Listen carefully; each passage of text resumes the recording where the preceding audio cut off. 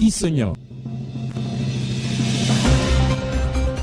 Bonjour à tous, merci d'être à l'écoute de Sud FM Sen Radio. À la une de l'actualité, Grand Magal de Touba ce mardi 6 octobre. La communauté mouride célèbre le départ en exil de Cheikh Ahmadou Bamba, jour d'action de grâce, d'adoration et de réjouissance. Quelque peu freiné cette année par la pandémie du coronavirus, les dimensions du Magal, les défis dans la ville de Touba. Avec notre invité ce matin, Serigne Cheikh Fatma Mbacké de Raoudou Rahim. Hier, le gouvernement a remis les titres fonciers de la grande mosquée de Diourbel et Mbacké Xewal au khalife général des Mourides. Mais le Magal n'est pas uniquement célébré à Touba. Cette année, des fidèles ont décidé de célébrer l'événement chez eux.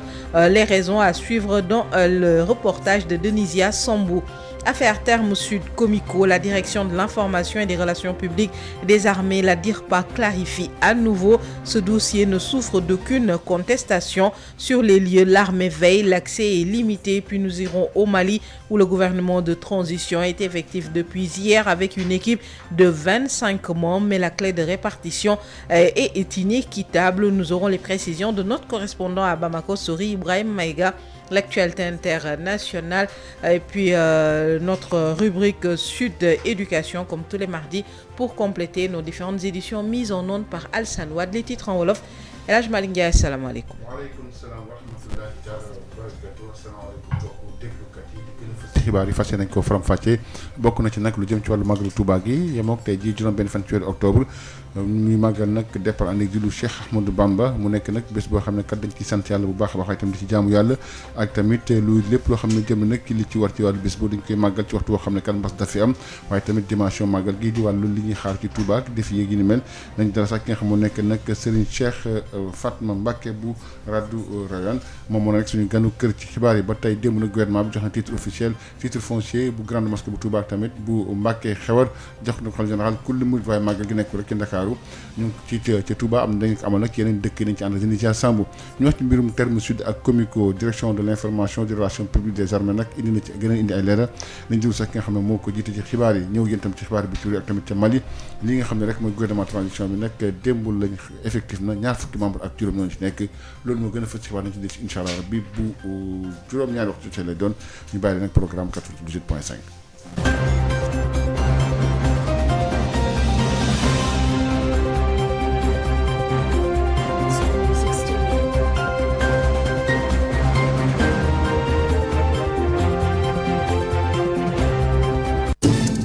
Sud FM Dakar, 98.5.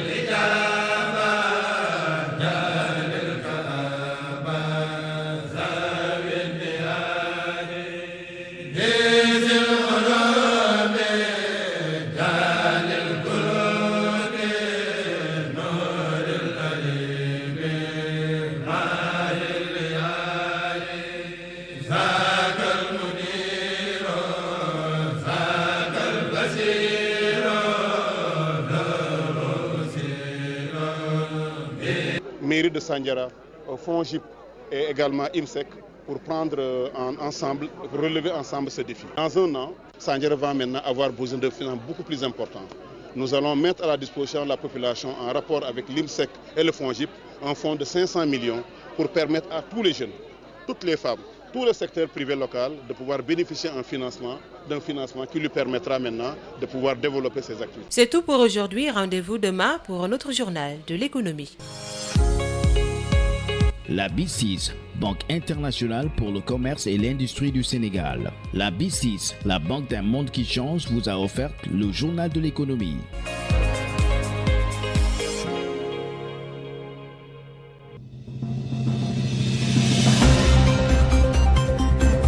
Bonjour, merci de suivre Sud FM Sen Radio à la une de l'actualité. Grand Magal de Touba célébré aujourd'hui. La communauté mouride célèbre ainsi le départ en exil de Cheikh Ahmadou Bamba, jour d'action de grâce, d'adoration et de réjouissance. Réjouissance quelque peu freinée par la pandémie du coronavirus. Les dimensions du Magal et les défis dans la ville de Touba à suivre dans cette édition. Retenez que hier, le gouvernement a remis au khalife général des Mourides les titres fonciers de la grande mosquée de Diourbel et de Mbacké et Xewel. Le Magal, ce n'est pas seulement à Touba, et des fidèles ont décidé cette année de célébrer l'événement chez eux. Reportage à suivre à Tivaouane Peulh avec Denisia Sambou. Et les précisions de l'armée sur l'affaire Terme Sud de Comico. La direction de l'information et des relations publiques clarifie à nouveau, ce dossier ne souffre d'aucune contestation. Et puis les précisions à Bamako sur le nouvel attelage gouvernemental au Mali. Le gouvernement de transition est effectif depuis hier lundi. Nous aurons les précisions de notre correspondant Souri Ibrahim Maïga. Sud Matin. Bonjour à tous. Alsan Wad assure la mise en onde de cette édition qui nous mène directement à Touba ce mardi 6 octobre, jour de Magal. La communauté mouride célèbre le grand Magal de Touba. Qu'est-ce que le Magal? Quel sens? Quel symbole avec cette édition qui coïncide avec la pandémie du coronavirus?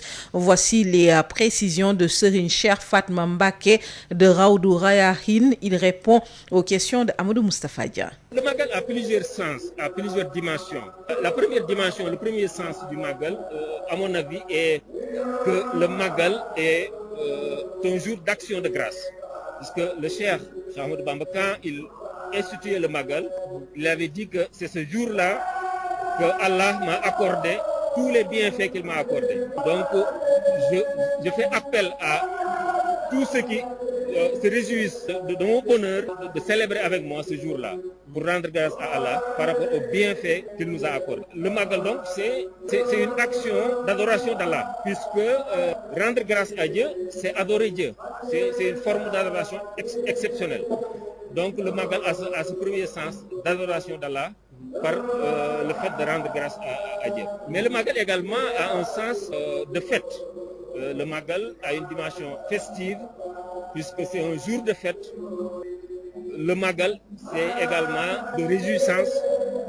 Les Mourides essayent de faire en sorte que tout le monde puisse partager par rapport au Berndé, par rapport à tout ce qui est réjouissance. Donc le Magal est une fête. Alors cette année-ci, le Magal coïncide avec justement donc la pandémie de la Covid-19. On a vu le Khalife, alors montrer l'exemple en portant un masque. On a vu le Khalife donner des ndigal pour qu'on puisse faire le Magal en respectant les mesures barrières. Quel est le sens de ce message? Ce message est un message très fort. Et le Khalife donne ces messages-là depuis le début de la pandémie. Parce qu'on se rappelle du montant qu'il avait octroyé au gouvernement pour que tous les Sénégalais puissent en profiter par rapport au fonds Covid. Tout le monde se rappelle des mesures de prière que le Khalife avait recommandées aux populations. Tout le monde se rappelle des assistances qu'il a accordées aux populations les plus démunies à Touba par exemple. Vous venez de suivre quelques précisions de Serigne Cheikh Fatma Mbacké de Rawdu Rayaahin. Il sera d'ailleurs notre invité dans la seconde édition. Il aborde les dimensions du Magal et les défis de l'heure dans la ville de Touba. Deux vieilles doléances de la famille de Cheikh Ahmadou Bamba satisfaites hier. Le gouvernement a remis au khalife général des Mourides les titres fonciers de la grande mosquée de Diourbel et de Mbacké Xewar. La délégation a été conduite par le ministre Dame Diop. Il réagit au micro de Amadou Moustapha Dia. Oui, on est venu cet après-midi sur l'instruction du président de la République, le ministre du budget et des finances, Abdoulaye Daouda Diallo, le ministre de l'Intérieur et moi-même, pour remettre au nom du président de la République 2 titres fonciers à la communauté mouride. Il s'agit du titre foncier de la mosquée de Keur Goumak à Diourbel, mais aussi du titre foncier de Mbacké Xewar, qui ont été de très vieilles doléances qui ont été satisfaites aujourd'hui sur demande du khalife par M. le président de la République Macky Sall. Cela montre justement donc l'attachement du président donc au projet du khalife. Parfaitement. Je pense que cela témoigne encore des relations très très étroites qui existent entre le khalife et le président Macky Sall. Et on s'en réjouit en tant que ministre de la République, mais on s'en réjouit en tant que talibé, parce que c'est une parfaite symbiose entre le temporel et le spirituel qui est tout bénéfice pour les populations du Sénégal. À Kaolack, des fidèles ont bravé hier la pluie à la recherche de moyens de transport pour rallier Touba et célébrer aujourd'hui le Grand Magal dans la cité religieuse. À Kaolack, des familles ont dû chercher des vigiles pour assurer la sécurité de leurs maisons désertées par les habitants pour le Grand Magal. Un reportage à Kaolack de Mamadou Camara. Mamadou Camara, que nous retrouvons dans un instant, qui revient sur les fidèles mourides qui ont quitté hier Kaolack sous la pluie pour allier la cité religieuse et célébrer le Grand Magal à Touba aujourd'hui. Et puis le Magal, ce n'est pas seulement à Touba. D'autres fidèles ont décidé de célébrer l'événement chez eux. C'est le cas notamment à Tivaouane Peulh. Des fidèles mourides ont décidé donc de célébrer le Magal pour les raisons précises, les raisons liées à la crise économique, nous dit Denisia Samb. Au quartier Mariga, dans la commune de Tivaouane Peulh, l'heure est aux préparatifs pour rendre hommage aux fondateurs du mouridisme chez la famille Ndao. Cette année, ils ont décidé de célébrer l'événement ici à Dakar. Khadija Ndao, une des belles filles de la famille.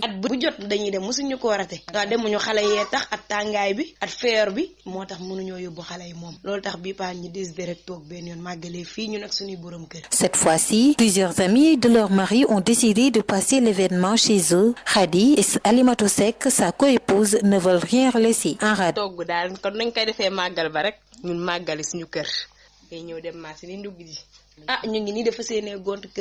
On se prépare à se rendre à Keur Massar pour aller acheter des condiments pour la fête. Du poulet, des fruits. Nous allons également faire des jus de fruits pour bien passer la fête avec nos maris et nos voisins. Si le temps nous le permet, nous irons à Massalikul Jinan rendre hommage à Serigne Touba.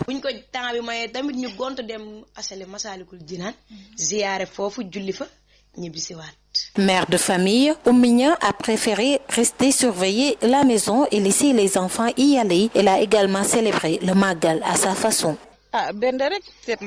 Nous allons préparer et partager le repas avec nos voisins et tout autre individu qui sera présent. Vous savez, nous sommes là, mais toutes nos pensées se tournent vers Touba. Nous rendons grâce à Serigne Touba. La crise et la Covid-19, les deux raisons qui ont cette année empêché à plusieurs mourides de se rendre dans la ville sainte de Touba. L'année prochaine, ces fervents talibés espèrent qu'ils seront de la partie. Tivaouane Peulh, Denisia Samb pour Sud FM.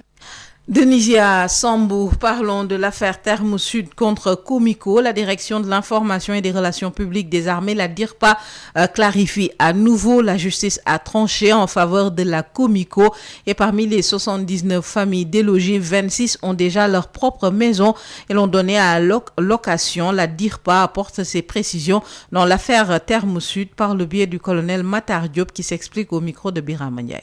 Je pense que nous avons déjà, depuis le début, montré que c'est une affaire qui, au plan juridique, ne souffre d'aucune contestation ou bien d'aucun trouble. Il y a une décision de justice devenue définitive qui confirme la pleine propriété de la Comico sur le site de Terme Sud. Et de ce point de vue, donc, me permettrait de ne pas revenir dessus. Mais je voudrais quand même insister un peu sur un fait qui aiderait un peu à comprendre, qui va contribuer à une meilleure compréhension de l'opinion sur certaines réalités concernant ces sites. D'abord, il faudrait préciser que sur les individus qui ont été déguerpis, cette opération de déguerpissement n'a pas concerné les militaires en activité. Donc il y a 10 militaires en activité qui résident encore sur ce site.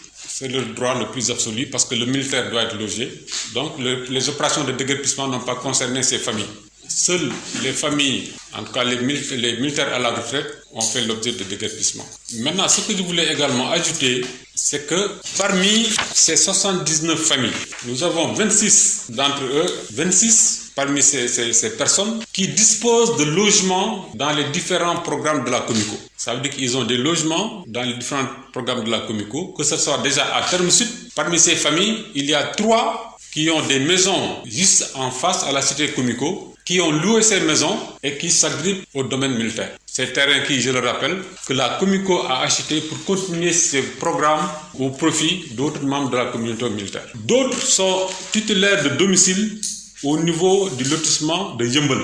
Et enfin, 4 parmi eux ont des maisons au niveau de Bambilor. Qu'est-ce que cela veut dire? Ça veut dire que ces personnes ont pu bénéficier des différents programmes de la Comico et maintenant sont entrées, disons, dans un combat judiciaire pour dénier à la Comico le soin de continuer ces programmes au profit d'autres militaires. Ça veut dire que vous tenez... Sud International. Au Mali, le gouvernement de transition est effectif depuis hier lundi avec une équipe de 25 membres, mais la clé de répartition est jugée inéquitable. Les précisions avec Souri Ibrahim Maïga. Enfin, les 25 membres du gouvernement de la transition sont déjà nommés. La charte de la transition a prévu le même nombre. Mais la répartition des postes ministériels entre les acteurs semble moins équilibrée. Le Comité national pour le salut du peuple sort avec le grand lot, avec la nomination de plusieurs de ses membres aux postes stratégiques. Le colonel Ouagué se charge de la réconciliation.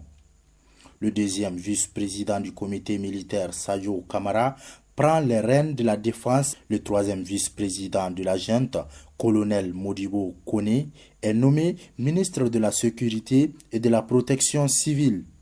Un militaire est aussi nommé au ministère de l'administration territoriale. Le M5 RFP, quant à lui, décroche 3 places dans cette équipe. Mohamed Salia Touré, ancien président du Conseil national de la jeunesse et un protégé de l'imam Diko, devient ministre de la promotion de l'emploi. Hamadoun Touré, un membre modéré du M5, devient ministre de la communication. Et Mohamed Koulibaly est désigné ministre de la refondation de l'État. En plus du CNSP et le mouvement du 5 juin, quelques cadres des groupes armés signataires de l'accord pour la paix et la réconciliation nationale sont également représentés, à savoir Harouna Touré, ex-porte-parole de la plateforme, principal groupe d'autodéfense de la crise de 2012, et Moussa Ag Ataher, porte-parole de la coordination des mouvements de l'Azawad, SEMA.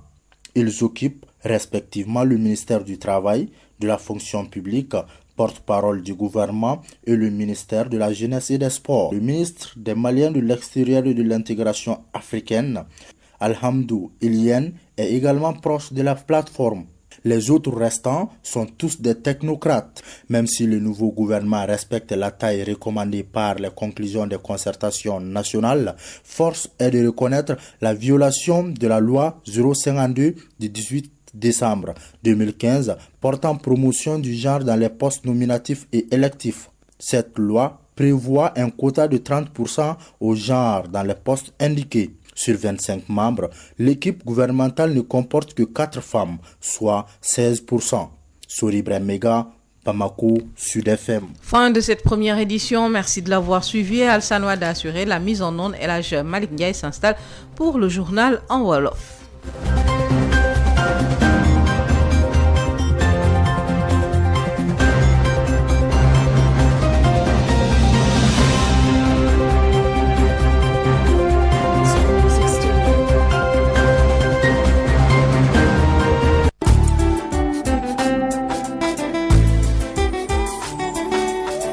ngi déglu Sud FM rajo bi wër àdduna 98.5 Dakar.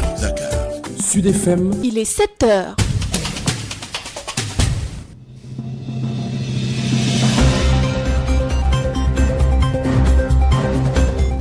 jërë ngeen jëf mbokku déglukat yi asalaamaaleykum juróom-ñaari waxtu moo soog a jot ci suba si li gën a fës si xibaar fas ko faram-fàcce bokk na Magal Touba gi ñii nag amal tey jii nii muy départ en exil Cheikh Ahmadou Bamba di bés boo xam ne kat bésub sant yàlla waaye tamit bésub benn waaye tamit bésub jaamu yàlla la dañ toog yéen ci xibaar yi ci wàllu màggal gi tamit ak lépp loo xam ne jëm na ci wàllu dëkk bu sell boobu di Touba sax démb la gouvernement bi jox nag li nga xam ne rek moom mooy kayitu titre foncier bi jox ko grande mosquée bu Diourbel bu Mbàkke Xewar jox ko xalif général kulli murid waaye màggal gi nekku rek ci Ndakaaru ci Touba dañ ñëw fii ci banlieue bi ànd ceeg Denisia Samb ñu wax ci mbirum terme sud ak Comico direction de l'information et des relations publiques des armées DIRPA nag moom indi na ci ay leeral dossier bi nag amul benn loo xam ne dañ ko ci war a liñ ba teg luñ ci lëndëm ak li ni mel na ñëw yéen tamit ci xibaaru bitim réew loolu moo gën a fës bi nga tax na ngeen ci faram-fàcce gi. Sud FM. El Hadj Malick Ndiaye waxee woon ci xibaar tamit tey jii nag yem ak juróom-benn fan ci weeru màggal ci la ñuy amal ci weeru octobre ci la ñuy amal màggalu Touba gi lan mooy sensu màggal gi waaye tamit ci édition boo xam ne dafa tombé ak wàllu mbas mi ren ji dafa tombé wàllu mbas mi feer boo xam ne kat dafa lim àdduna bi ci li nga xam ne kat moom moo jëm nag ci wàllu dimension màggal googu naka lañ ko waree jël say matuwaay ci wàllu ziar yeeg mbas mi nga xam tombé na ko laaj boobu laaj na kii di Serigne Cheikh Fatima Mbacké ñu déglu ko mën ci ay leeral ci micro Adama Ndiaye. màggal gi dafa am sens yu bari dafa am dimension yu bari mën naa ne ci jiitu mooy jaamu yàlla la ndax sant Serigne Touba dafa waxoon ne nañ ko santle boroomam ndax li ko boroomam defal ci bis bi la ko defal muy 18 safar te ñun ku ne xam na ne Serigne Touba lim am ñun itam ñun taalibe yi loolu rek mooy sunu lépp kon su Serigne Touba ne bis la boo xam ne sama cant doyatu ci képp koo xam ne sama mbég mooy sa mbég nag ma ci santale sunu borom kon sens boobu mooy jiitu ci sens yëpp muy sensu cant sunu borom sant nag dafa am lu mu représenté ci jaamu yàlla muy lu rëy rëy ndax sunu borom la in shakartum la azidannakum la wax su ngeen ma sante ma dolli leen loolu di sens bu rëy boo xam ne kon cant jaamu yàlla bu kawe la dimension bi ci desit mooy màggal feet la ndax bisub sant sëñ Saliou daan wax cant mooy bernde bisub cant nit ñi dañoo war a yëg ne ñu ngi ci bisub feet bisub mbégte moo tax ñuy wax bernde yi ndax Serigne Touba dafa waxoon li dale ci ganaar ba ci gileem loo man nang ma ko ci defal ci sama bis bi ngir bégal ci nit ñi bégal ci jullit ñi kon nit ñëpp dañoo war a yëg mbégte moomu ci bis te loolu mooy sensu feet yow ak sa njaboot ak say dëkkandoo te yaakaar naa ci àdduna bi yëpp taalibe yi noonu lañ koy jéem a def maa ngi raconté benn anecdote ñaari at dañ ma yónnee ay image yu Canada taalibe yi bisu màggal gi dañoo xëy rek dem ci benn foo xam ne dañuy jaay ay croissant ay café ay ndékki daal ñu jënd seen croissant yu dul jeex ak seen café taxaw ci bunt bi ku ñëw tubaab ak ku mën a doon ku romb rek ñu jox la ñëpp di laajte lu xew lu tax ngeen di mayee ni ñu ne leen dañuy màggal bisu màggal gi bisu mbégte la kon loolu day wane sens boobu muy sens bu am importance muy sens partage am mbég di ko partager ak ñeneen ñi loolu du am solo beneen dimension mooy dimension sociologique bu am solo ci réewum Sénégal la ndax bis la boo xam ne kër sëriñ boo dem da nga fa fekk wala kër goo dem sax da nga fa fekk ay joola ay tukuleur ay séeréer ay wolof ñëpp am benn idéal muy bëgg Serigne Touba santle ko ci bisam bi.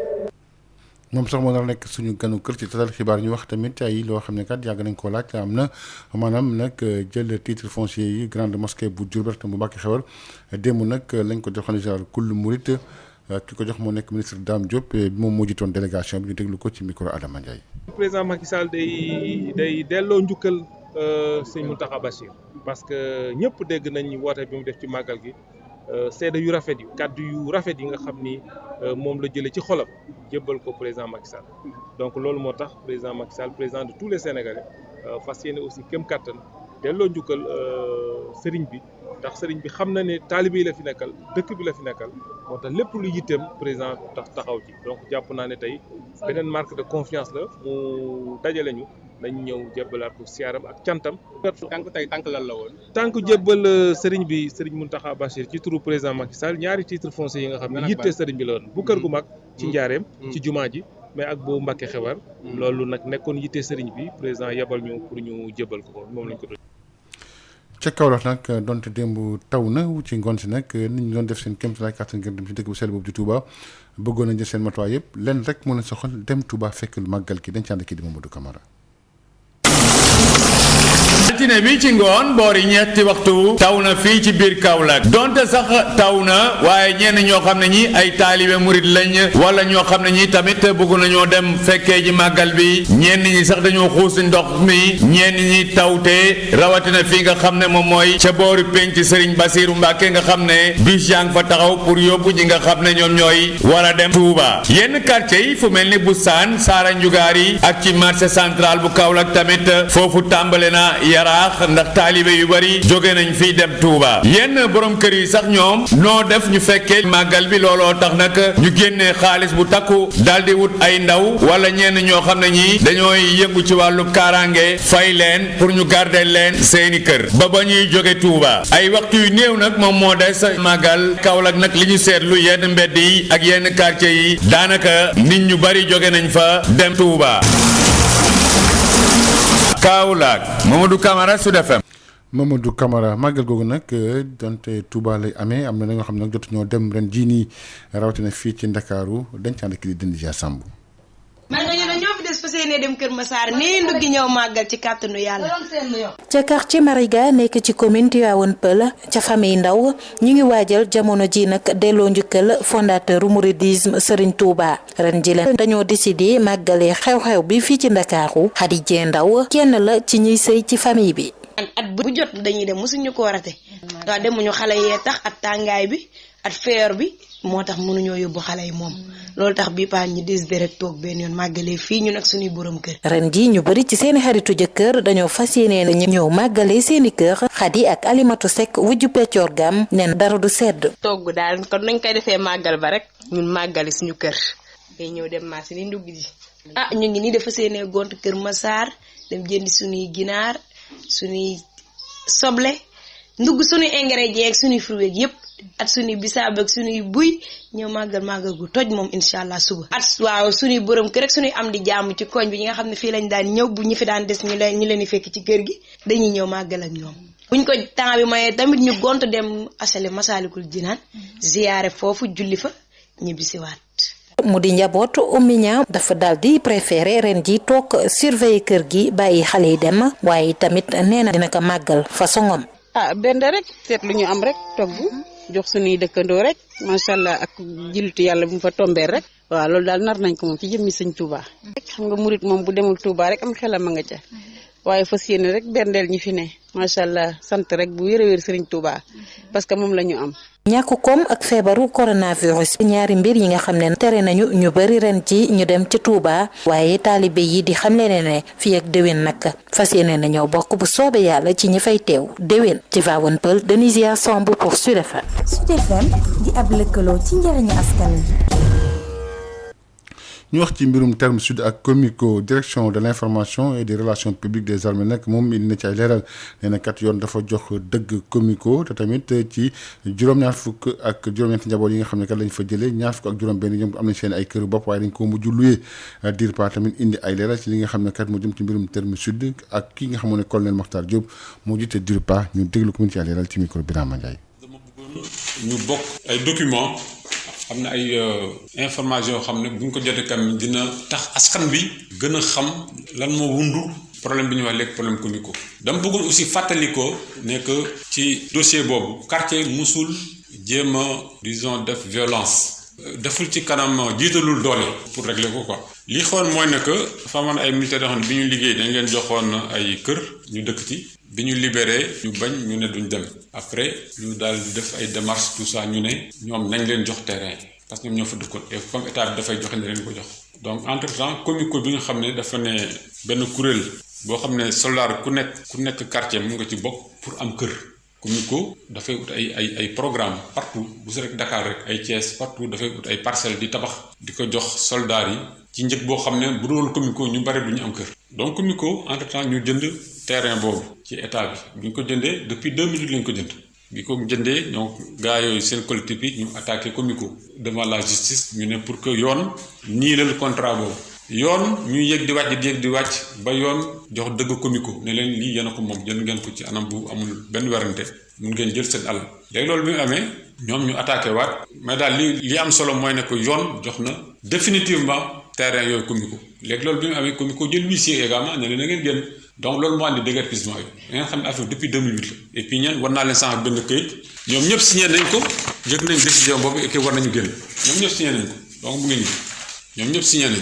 maintenant nag ku bëggul génn bëggoo génn loolu moo tax loolu bi mu amee donc ñu jël Descos bi nga xam ne moom moo fi taxaw loolu mooy liggéeyam après ñu génn leen te bi ñu leen di génne aussi génnewuñu soldats yi nga xam ne ñoom libéré wuñu ñooñu ñu ngi nekk seen kër ba léegi parce que libéré wuñu et am nañ droit dëkk fenn maintenant ñaareelu affaire bi mu bëggoon wax mooy ne que ci famille yooyu 79 famille yooyu maanaam juróom-ñaar fukk ak juróom-ñeenti famille am na ci 26 maanaam ñaar fukk ak juróom-benn ñoo xam ne am nañ ay kër ci programme Comico yi déjà am na ñetti famille yoo xam ne am nañ kër Wakaam foofu en face am nañ fenn ay kër luye ko wan naa leen ko sànq jox naa leen tur yi ñu des ba tey ci wàllu ak tamit li nga xam ne rek moom mooy foofu nag dem fa dafa xaw a jafe lool dañ fay tere lépp lu jëm ci wàllu dajaloo di gox boo xam ne nag militaire ñoom ñoo fa gën a fës ci contexte boobu nag la PDS demoon yóbbu fa délégation démb ngir rek dem jàppale waaye tamit dalal xel ñi nga xam ne mooy njaboot yi ñu fay jëlee dañ ci ànd ak kii di Babacar Samb.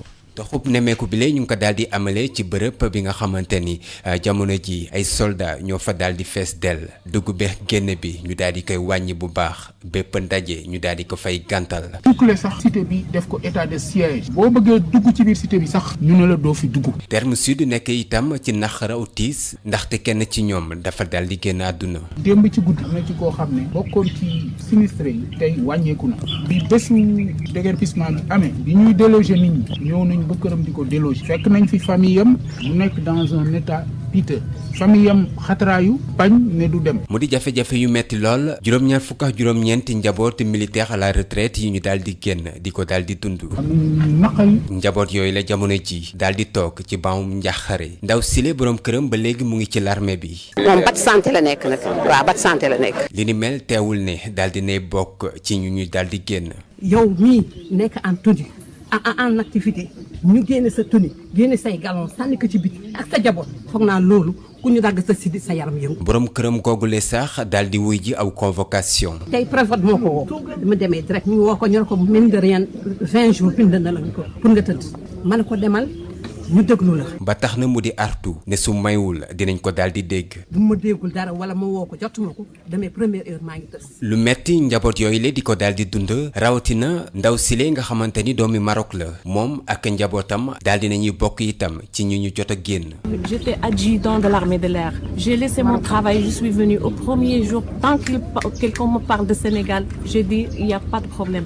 Mais aujourd'hui, je n'ose pas appeler pour dire mes affaires sont dehors ou mes enfants sont dehors. Ça fait trop mal. coowal Terme Sud bi la daanaka yàgg na lool ndaxte ca jamonoy Abdoulaye Wade la ba suñ jon yàllay tey coordonnateur bu collectif bu Terme Sud di ko fàttali ndawu ko parti démocratique sénégalais yi la. joxoon nañ ko dossier bi xooloon na ko jëloon na ci ay décision mu di ñaxtu yi nga xamante ni délégation yu parti démocratique sénégalais ñu ngi ko daal di taataane si suufuk garab boobu leen daje sax ñu daal di koy dàkkal ndaxte takk der yi la ñoo daal di sàkku ci ñoom ñu daal di fay jóge ci nu mu gën a gaawee reporter yu DTV ñu daal di leen di interpeller seen ab caméra ñu daal di koy nangu. parti démocratique sénégalais ne daal bile mbir dinañ ko daal di topp ab déclaration itam dinañ ko daal di amal.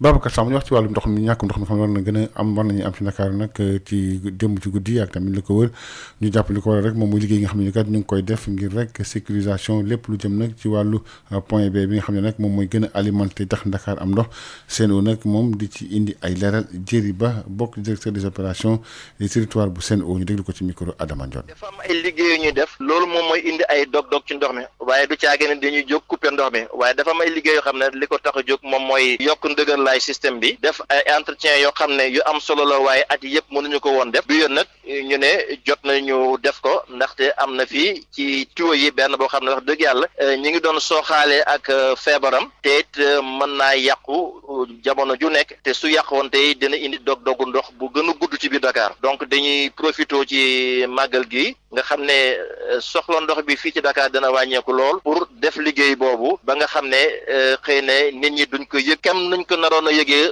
su dul loon jamono ji loolu mooy waral ñàkk ndox yi wala dog ndox yi nga xam ne ñu ngi koy dëgmal jëlee ko ci guddik tey bi maanaam su bët setee ba ca guddik ëllëg bi incha allah. waaw xam nga soo desee maanaam 50% wala genn wàll ci li nga doon am ci ndox waaye aussi soxla nit ñi wàññeeku ba war a toll ci 40% donc li ci des moom mooy séddale ku ci nekk dinañ fexe ba nga xam ne di nga ci am as tuut sa morom am si asi tuut donc ku ci nekk daanaka ñàkkum ndox mi dina la laal tuuti waaye danañ fexe ba nga xam ne kenn du toog di amuloo dox ndaxte quartier yi nga xam ne ñoom ñooy gën a am ay jafe-jafe sax incha allah ñoom dinañ leen jagleen ay camion citerne yoo xam ne seen lim dina egg ba ci juróom fukk ndox mi dina del si incha allah dalee ko ci bésub alxames bi di ñëw soobee yàlla quartier yi gën a jege système bi naturellement ñoom ñooy njëkk a jotaat ci ndox mi yeneen quartier yi gën a sori topp ci seen ginnaaw soobee yàlla.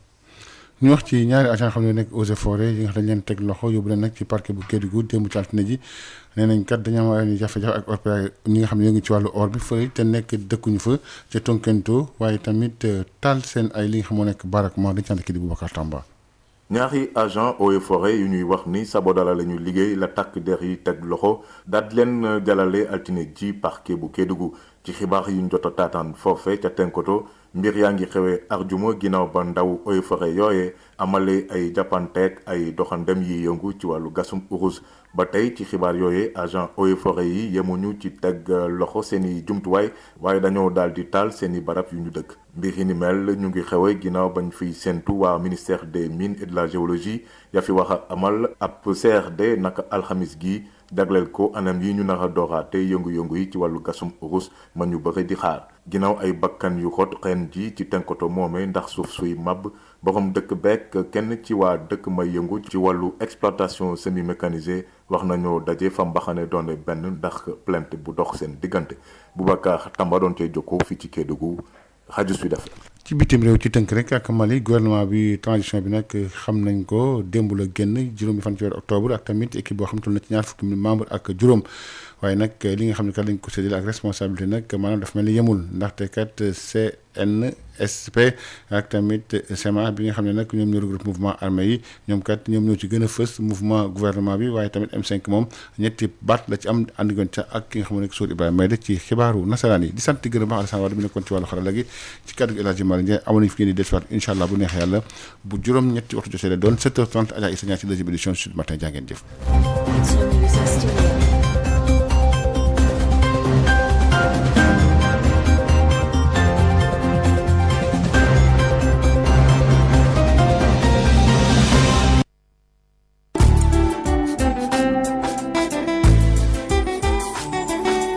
yéen a ngi déglu Sud FM rajo bi wër àdduna 98.5 Dakar.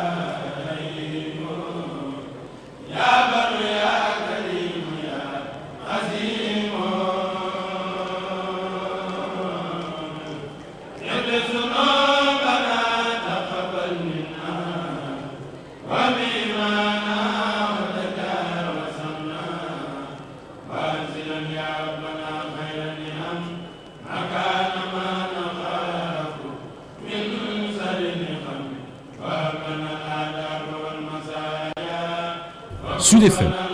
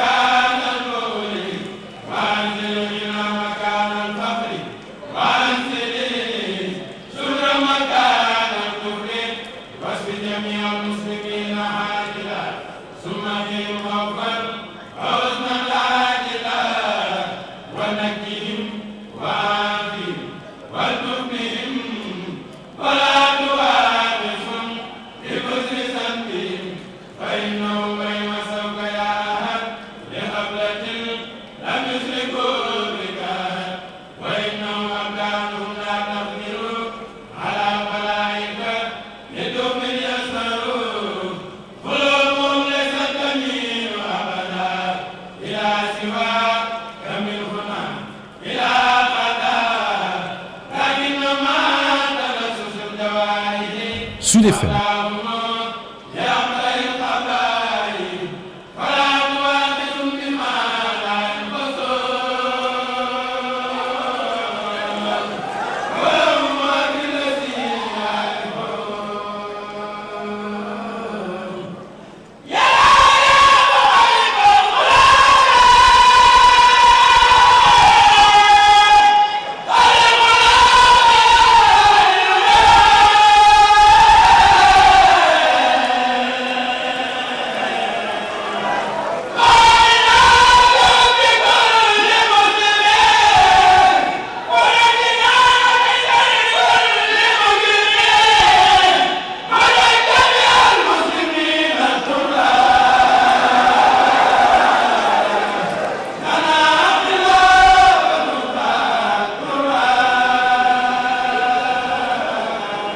Sud FM.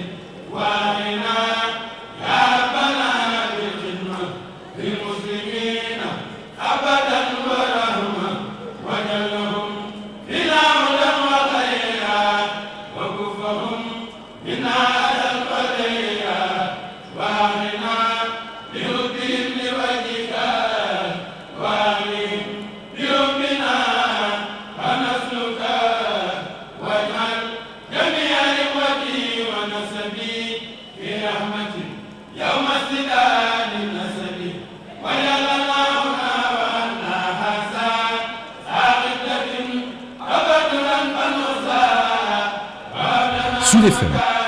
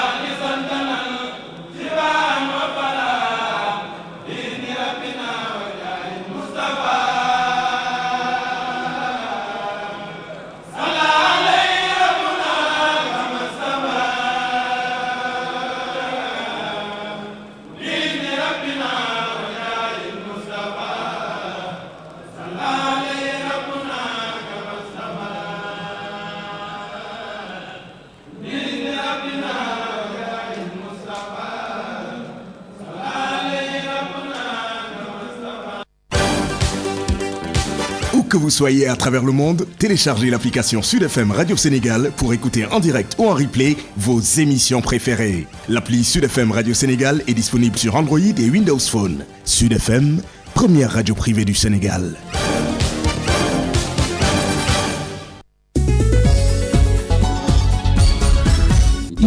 Sud Matin, seconde édition, bienvenue à tous. Alassane Wade assure la mise en onde direction Touba qui accueille des milliers de pèlerins pour la célébration du Grand Magal ce 6 octobre. Le sens du Magal, les symboles de cette édition qui coïncide avec la pandémie du coronavirus. On en parle avec Serigne Cheikh Fatma Mbacké de Rawdu Rayahine. Il répond aux questions de Amadou Moustapha Dia. Le Magal a plusieurs sens, a plusieurs dimensions. La première dimension, le premier sens du Magal, à mon avis, est que le Magal est un jour d'action de grâce. Parce que le Cheikh Ahmadou Bamba, quand il instituait le Magal, il avait dit que c'est ce jour-là que Allah m'a accordé tous les bienfaits qu'il m'a accordés. Donc, je fais appel à tous ceux qui se réjouissent de mon bonheur de célébrer avec moi ce jour-là pour rendre grâce à Allah par rapport aux bienfaits qu'il nous a accordés. Le Magal donc c'est une action d'adoration d'Allah puisque rendre grâce à Dieu c'est adorer Dieu. C'est une forme d'adoration exceptionnelle. Donc le Magal a ce premier sens d'adoration d'Allah par le fait de rendre grâce à Dieu. Mais le Magal également a un sens de fête. Le Magal a une dimension festive puisque c'est un jour de fête. Le Magal, c'est également de réjouissance. Les mourides essayent de faire en sorte que tout le monde puisse partager par rapport au bernde, par rapport à tout ce qui est réjouissance. Donc le Magal est une fête. Alors cette année-ci, le Magal coïncide avec justement donc la pandémie de la Covid-19. On a vu le Khalif, alors montrer l'exemple en portant un masque. On a vu le Khalif donner des ndigal pour qu'on puisse faire le Magal en respectant les mesures barrières. Quel est le sens de ce message? Ce message est un message très fort. Et le Khalif donne ces messages-là depuis le début de la pandémie. Vous venez de suivre quelques explications de Serigne Cheikh Fatma Mbacké de Rawdu Rayahine. Il sera tout à l'heure notre invité. Deux vieilles doléances de la famille de Cheikh Ahmadou Bamba satisfaites. Hier, le gouvernement a remis les titres fonciers de la grande mosquée de Diourbel et de Mbacké Xewar au khalife général des Mourides. Le ministre Dame Diop a conduit la délégation. Il réagit au micro de Amadou Moustapha Dia. Oui, on est venu cet après-midi sur l'instruction du président de la République.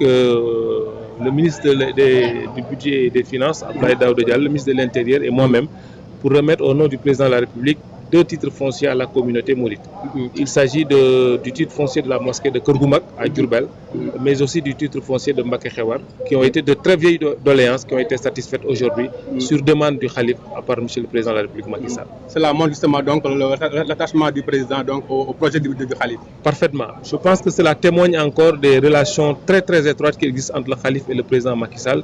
Et on s'en réjouit en tant que ministre de la République, mais on s'en réjouit en tant que talibé, parce que c'est une parfaite symbiose entre le temporel et le spirituel qui est tout bénéfice pour les populations du Sénégal.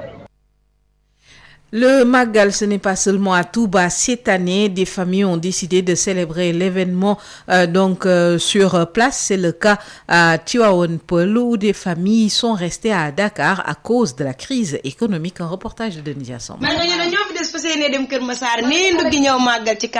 Au quartier Mariga, dans la commune de Tivaouane Peulh, l'heure est aux préparatifs pour rendre hommage au fondateur du mouridisme chez la famille Ndao. Cette année, ils ont décidé de célébrer l'événement ici à Dakar. Khadija Ndaw, une des belles filles de la famille.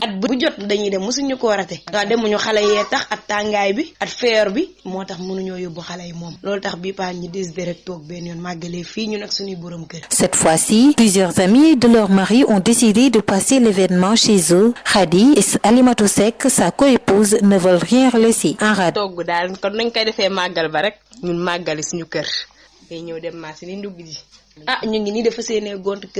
On se prépare à se rendre à Keur Massar pour aller acheter des condiments pour la fête, du poulet, des fruits. Nous allons également faire des jus de fruits pour bien passer la fête avec nos maris et nos voisins. Si le temps nous le permet, nous irons à Massalikul Jinan rendre hommage à Serigne Touba.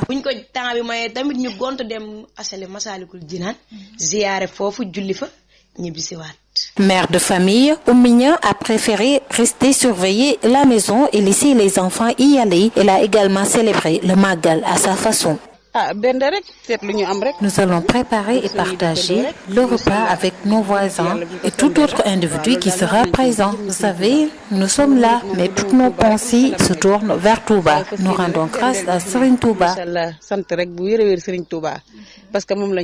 La crise et la Covid-19, les deux raisons qui ont cette année empêché à plusieurs mourides de se rendre dans la ville sainte de Touba. L'année prochaine, ces fervents talibés espèrent qu'ils seront de la partie. Denisia Sambou pour Sud FM. Denisia Sambou, d'autres fidèles à Kaolack ont bravé la pluie hier pour donc rallier la ville religieuse de Touba malgré les difficultés liées au transport. Pour ne pas rater ce grand rendez-vous religieux à Kaolack, des chefs de famille ont fermé leur maison. D'autres ont casqué cher pour recruter des vigiles pour assurer la sécurité en attendant le retour. Un reportage de Mamadou Kamara.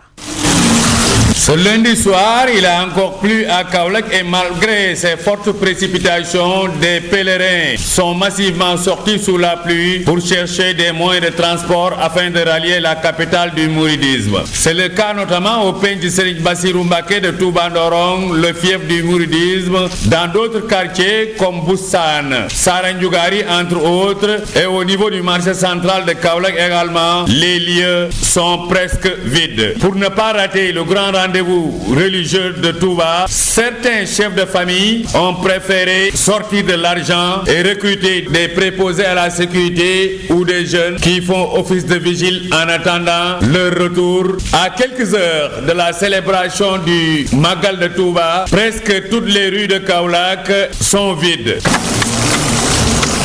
Kaolack, Mamadou Kamara, Sud FM. La DIRPA, la Direction de l'information et des relations publiques des armées, a tenu hier encore à clarifier l'affaire Terme Sud concernant donc ces familles délogées. Il s'agit de familles délogées qui n'ont plus droit pour occuper ces maisons. La justice a tranché en faveur de la Comico. La DIRPA qui affirme que 26 de ces familles ont déjà leur propre maison en location. La DIRPA apporte des précisions suivant les précision du colonel Matar Diop avec Birama Ndiaye. Je pense que nous avons déjà, depuis le début, montré que c'est une affaire qui, au plan juridique, ne souffre d'aucune contestation ou bien d'aucun trouble. Il y a une décision de justice devenue définitive qui confirme la pleine propriété de la Comico sur le site de Terme Sud. Et de ce point de vue, donc, vous me permettrez de ne pas revenir dessus. Mais je voudrais quand même insister un peu sur un fait qui aiderait un peu à comprendre, qui va contribuer à une meilleure compréhension de l'opinion sur certaines réalités concernant ces sites. D'abord, il faudrait préciser que sur les individus qui ont été déguerpis, cette opération de déguerpissement n'a pas concerné les militaires en activité. Donc, il y a 10 militaires en activité qui résident encore sur ce site. C'est le droit le plus absolu parce que le militaire doit être logé. Donc les opérations de déguerpissement n'ont pas concerné ces familles. Seules les familles, en tout cas les militaires à la retraite, ont fait l'objet de déguerpissement. Maintenant, ce que je voulais également ajouter, c'est que parmi ces 79 familles, nous avons 26 d'entre eux, 26 parmi ces personnes qui disposent de logements dans les différents programmes de la Comico. Ça veut dire qu'ils ont des logements dans les différents programmes de la Comico, que ce soit déjà à Terme Sud. Parmi ces familles, il y a 3 qui ont des maisons juste en face à la cité Comico, qui ont loué ces maisons et qui s'agrippent au domaine militaire. Ces terrains qui, je le rappelle, que la Comico a acheté pour continuer ses programmes au profit d'autres membres de la communauté militaire. D'autres sont titulaires de domicile au niveau du lotissement de Yeumbeul.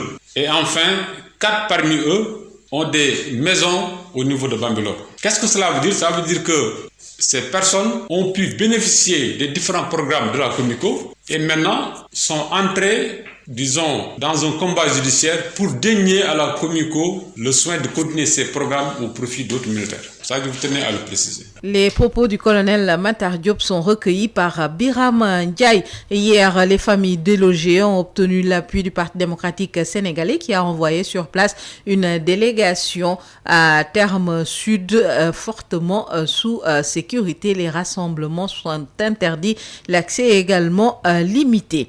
2 agents des eaux et forêts interpellés et déférés au parquet de Kédougou. Ils ont eu des altercations avec des orpailleurs étrangers à Tenkonto. Ces agents des eaux et forêts auraient mis le feu à leur baraquement. Les précisions de Boubacar Tomba. 2 agents des eaux et forêts officiants, selon nos sources à Sabodala, sont interpellés par les Pandores et déférés au parquet ce lundi. Plusieurs autres sources contactées sur place laisseront entendre que les faits ont eu lieu vendredi suite à des incidents entre ces agents et des orpailleurs de nationalité étrangère. À en croire nos interlocuteurs bien introduits dans les milieux de l'exploitation artisanale de l'or à Kédougou, ces agents des eaux et forêts auraient non seulement saisi le matériel de ces orpailleurs étrangers, mais ils auraient également mis le feu à leur baraquement. Ces incidents surviennent au moment où les acteurs attendent avec impatience le CRD spécial du 8 octobre prochain devant se pencher sur les conditions de la reprise des opérations artisanales et semi-mécanisées. Outre les nombreuses pertes en vies humaines enregistrées cette année dans ce mythique village de Tenkoto du fait des éboulements, un autre dossier opposant le chef de village et un détenteur de permis d'exploitation semi-mécanisée aurait atterri au parquet. Boubacar Tamba Kédougou, Sud FM. À Bamako, le gouvernement de transition est mis en place depuis hier lundi, un gouvernement de 25 membres, mais la clé de répartition des responsabilités est inéquitable. Le CNSP ainsi que la CMA, qui regroupe les mouvements armés, sont fortement représentés dans ce nouveau gouvernement. Les précisions avec notre correspondant Sori Ibrahim Maïga. Enfin, les 25 membres du gouvernement de la transition sont déjà nommés. La charte de la transition a prévu le même nombre. Mais la répartition des postes ministériels entre les acteurs semble moins équilibrée. Le Comité national pour le salut du peuple sort avec le grand lot, avec la nomination de plusieurs de ses membres aux postes stratégiques. Le colonel Ouagé se charge de la réconciliation. Le deuxième vice-président du comité militaire, Sadio Kamara, prend les rênes de la défense. Le troisième vice-président de la junte, colonel Modibo Kone, est nommé ministre de la Sécurité et de la Protection civile. Un militaire est aussi nommé au ministère de l'Administration territoriale. Le M5 RFP, quant à lui, décroche 3 places dans cette équipe. Mohamed Salia Touré, ancien président du Conseil national de la jeunesse et un protégé de l'imam Diko, devient ministre de la promotion de l'emploi. Hamadoun Touré, un membre modéré du M5, devient ministre de la communication. Et Mohamed Koulibaly est désigné ministre de la refondation de l'État. En plus du CNSP et le mouvement du 5 juin, quelques cadres des groupes armés signataires de l'accord pour la paix et la réconciliation nationale sont également représentés, à savoir Haruna Touré, ex-porte-parole de la plateforme, principal groupe d'autodéfense de la crise de 2012, et Moussa Ag Ataher, porte-parole de la coordination des mouvements de l'Azawad, SEMA. Ils occupent respectivement le ministère du Travail, de la fonction publique, porte-parole du gouvernement, et le ministère de la Jeunesse et des Sports. Le ministre des Maliens de l'extérieur et de l'intégration africaine, Alhamdou Ilien, est également proche de la plateforme. Les autres restants sont tous des technocrates. Même si le nouveau gouvernement respecte la taille recommandée par les conclusions des concertations nationales, force est de reconnaître la violation de la loi 052 du 18 décembre 2015 portant promotion du genre dans les postes nominatifs et électifs.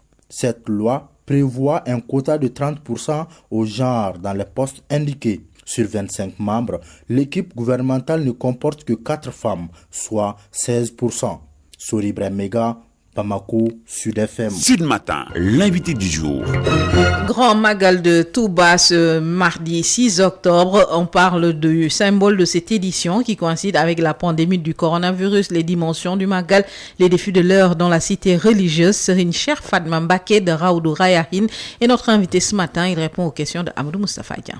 Alors aujourd'hui donc on célèbre le Magal. Le Magal c'est un jour spécial pour les mourides, un jour donc de réjouissance et de grâce, d'action de grâce. que représente, quel est le sens, la symbolique du Magal? Oui, le Magal a plusieurs sens, a plusieurs dimensions. La première dimension, le premier sens du Magal, à mon avis, est que le Magal est un jour d'action de grâce. Puisque le Cheikh Ahmadou Bamba, quand il instituait le Magal, il avait dit que c'est ce jour-là que Allah m'a accordé tous les bienfaits qu'il m'a accordés. Donc, je fais appel à tous ceux qui se réjouissent de mon bonheur de célébrer avec moi ce jour-là pour rendre grâce à Allah par rapport aux bienfaits qu'il nous a accordés. Le Magal, donc, c'est une action d'adoration d'Allah, puisque rendre grâce à Dieu, c'est adorer Dieu. C'est une forme d'adoration exceptionnelle. Donc, le Magal a ce premier sens d'adoration d'Allah par le fait de rendre grâce à Dieu. Mais le Magal également a un sens de fête. Le Magal a une dimension festive, puisque c'est un jour de fête. Le Magal, c'est également de réjouissance. Les mourides essayent de faire en sorte que tout le monde puisse partager par rapport au bernde, par rapport à tout ce qui est réjouissance. Donc le Magal est une fête. Alors cette année-ci, le Magal coïncide avec justement donc la pandémie de la Covid-19. On a vu le Khalif, alors montrer l'exemple en portant un masque. On a vu le Khalif donner des ndigal pour qu'on puisse faire le Magal en respectant les mesures barrières. Quel est le sens de ce message? Ce message est un message très fort. Et le Khalif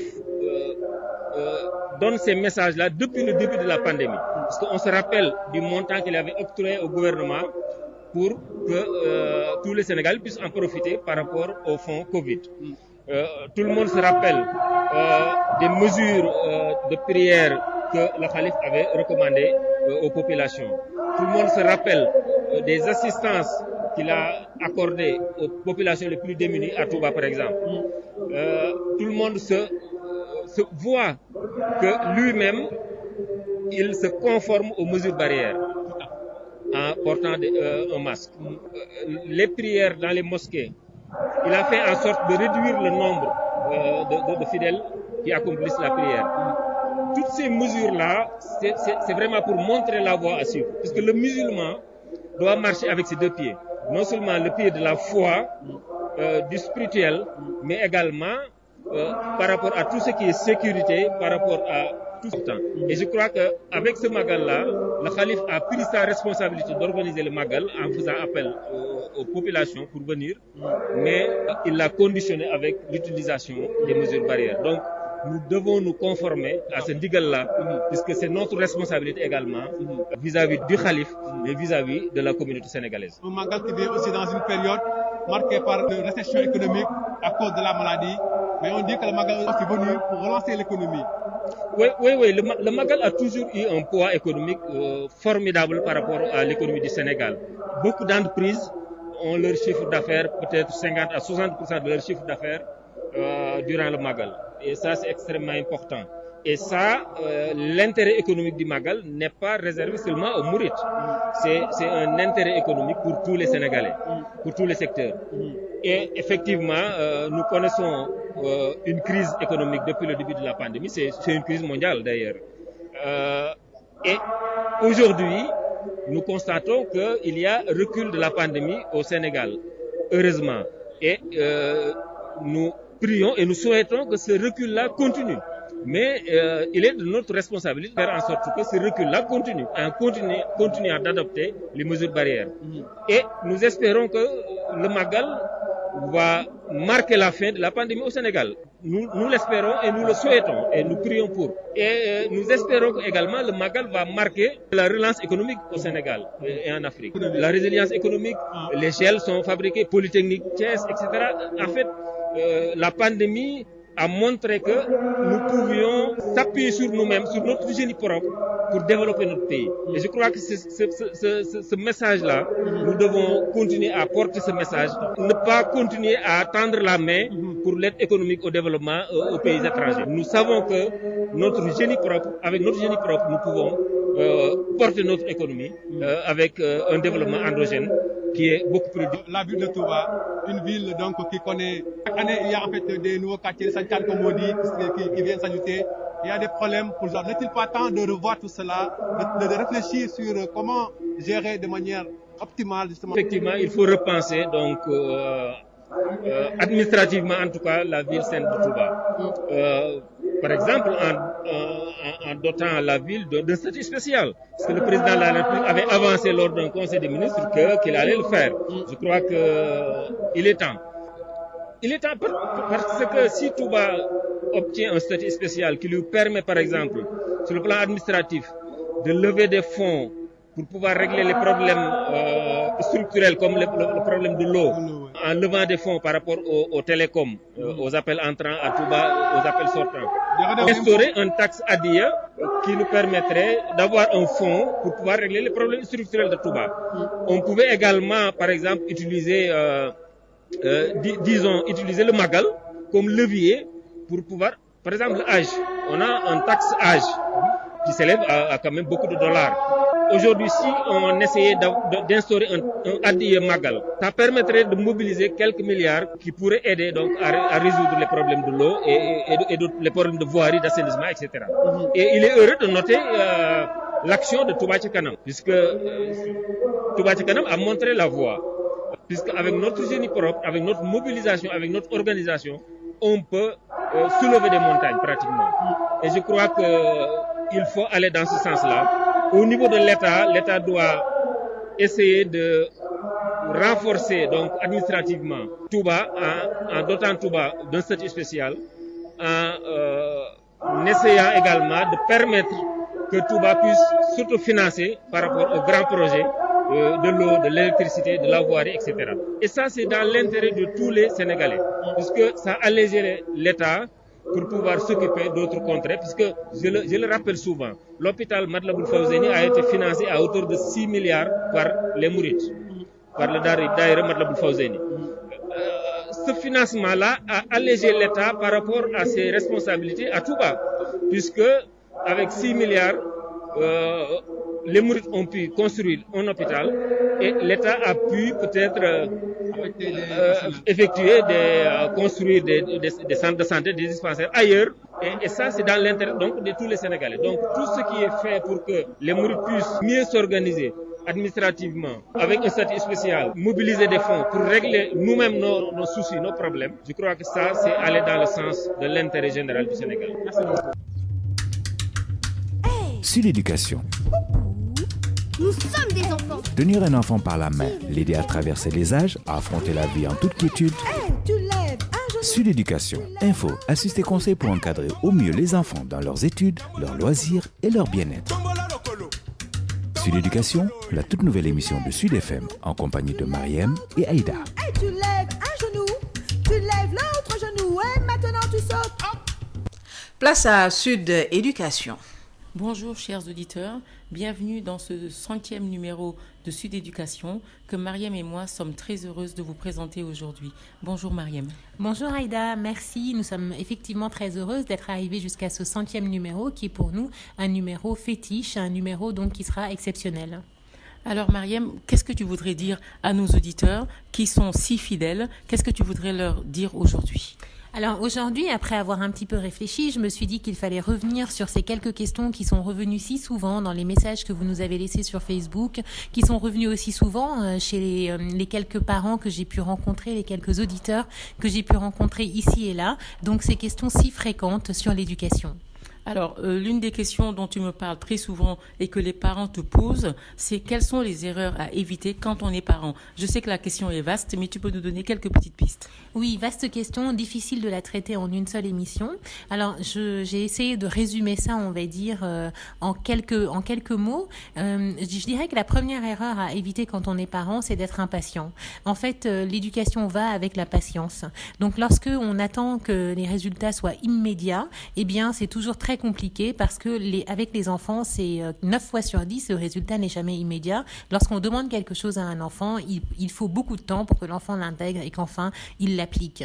Le deuxième point, la deuxième erreur à ne pas commettre et à éviter absolument, c'est, je l'ai dit si souvent, c'est de crier, c'est de taper, c'est d'insulter les enfants parce que on leur donne d'abord un mauvais exemple.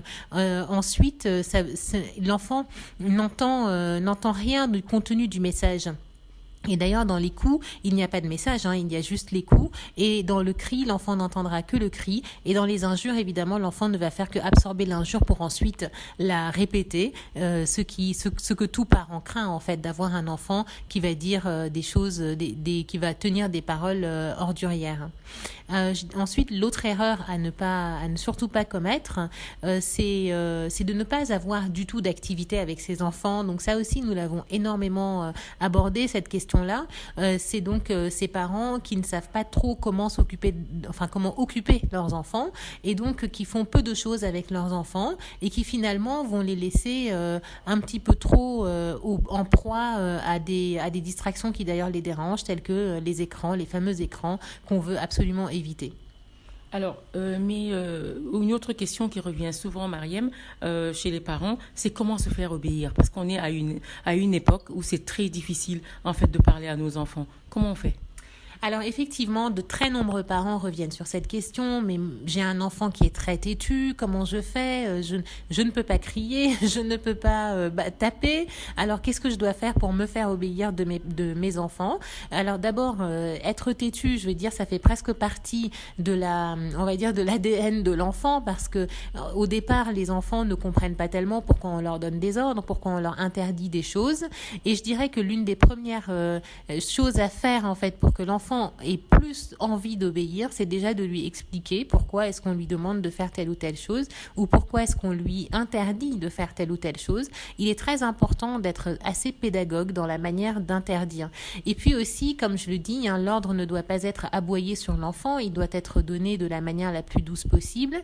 Et très important, c'est les enfants équilibrés qui sont les enfants les plus coopératifs. Lorsqu'un enfant n'est pas très équilibré, lorsqu'il vit dans une famille un peu dysfonctionnelle et qu'il n'a aucune information sur les raisons de cette dysfonctionnalité, si j'ose dire, eh bien l'enfant va être un enfant un petit peu plus rétif, un petit peu plus rebelle. Et ça, il faut essayer de comprendre qu'on ne peut pas laisser les enfants dans l'ignorance des subtilités des situations dans lesquelles ils vivent. Par exemple, quand ils vivent avec un seul parent, qu'on leur explique pourquoi, quand ils vivent avec leurs grands-parents, qu'ils puissent comprendre pourquoi, et qu'on leur parle quand ils doivent déménager, pourquoi ils changent d'école, et qu'en fait, ils soient, même s'ils ne sont pas consultés non plus pour savoir si on fait ou si on ne fait pas, mais qu'en tout cas, ils soient au moins informés et qu'on leur explique. Et les enfants plus équilibrés sont en général les enfants moins rétifs et un petit peu plus coopératifs.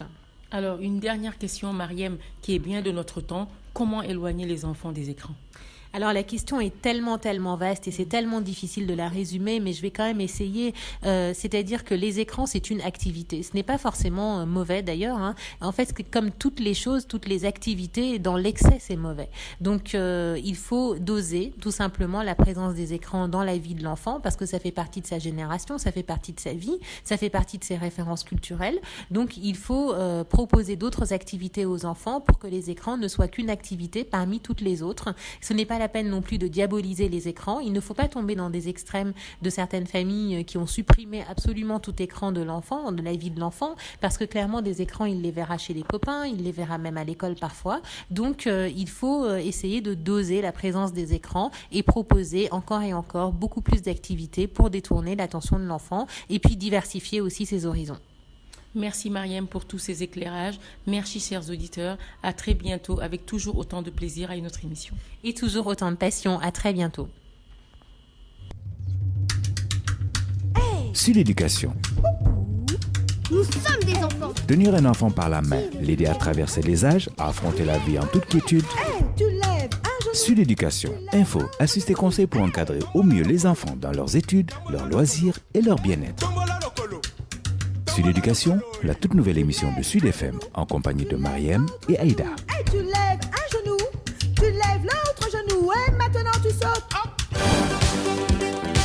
Où que vous soyez à travers le monde, téléchargez l'application Sud FM Radio Sénégal pour écouter en direct ou en replay vos émissions préférées. L'appli Sud FM Radio Sénégal est disponible sur Android et Windows Phone. Sud FM, première radio privée du Sénégal.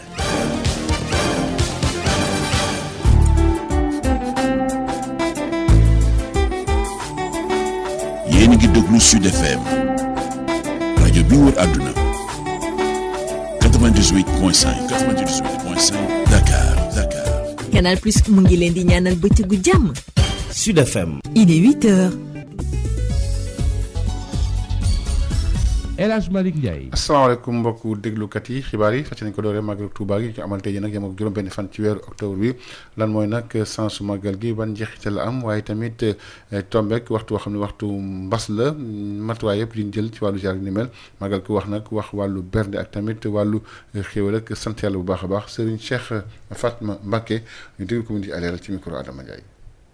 màggal gi dafa am sens yu bari dafa am dimension yu bari mën naa ne ci jiitu mooy jaamu yàlla la ndax sant Serigne Touba dafa waxoon ne nañ ko santle boroomam ndax li ko boroomam defal ci bis bi la ko defal muy 18 safar te ñun ku ne xam na ne Serigne Touba lim am ñun itam ñun taalibe yi loolu rek mooy sunu lépp kon su Serigne Touba ne bis la boo xam ne sama cant doyatu ci képp koo xam ne sama mbég mooy sa mbég nag ma ci santale sunu borom kon sens boobu mooy jiitu ci sens yëpp muy sensu cant sunu borom sant nag dafa am lu mu représenté ci jaamu yàlla muy lu rëy rëy ndax sunu borom la in shakartum la azidannakum la wax su ngeen ma sante ma dolli leen loolu di sens bu rëy rëy boo xam ne kon cant jaamu yàlla bu kawe la dimension bi ci desit mooy màggal feet la ndax bisub sant sëñ Saliou da daan wax cant mooy bernde bisub cant